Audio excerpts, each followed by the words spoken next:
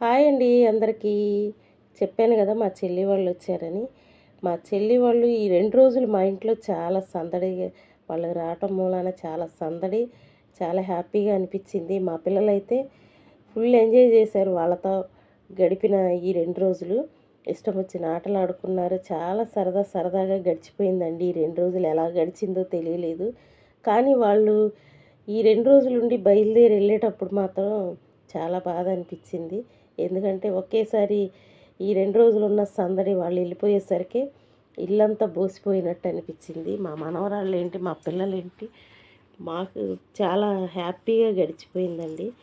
మా చెల్లి పిల్లలు వాళ్ళు చిన్నోడు స్కూల్కి వెళ్ళాలి, పెద్దోడు బీటెక్ చేస్తున్నాడు, వాడు కాలేజీకి వెళ్ళాలి కదా. ఈ 2 రోజులైతే మా ఇంట్లో సందడి చేశారండి. వాళ్ళు నైట్ బయలుదేరి వెళ్ళేటప్పుడు మాత్రం చాలా బాధేసింది. మా గిఫ్టీ అయితే వెళ్ళొద్దని చూసారా అక్కడ కూర్చొని ఏడుస్తుంది. వాళ్ళు బయలుదేరటం స్టార్ట్ చేసిన దగ్గర నుంచి అట్ట కూర్చొని ఏడుస్తూనే ఉంది వద్దని. వాళ్ళతో బాగా ఆడారు కదా మా పిల్లలు.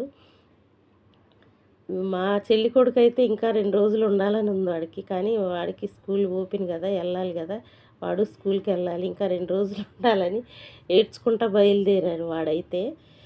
ఇక బయలుదేరి రెడీ అయ్యి వెళ్ళిపోయారండి. మా చెల్లి కొడుకే పెద్దోడు డ్రైవింగ్ అండి. వాడు చిన్నప్పటి నుంచి చూస్తున్నాం కదా నా కళ్ళ ముందే.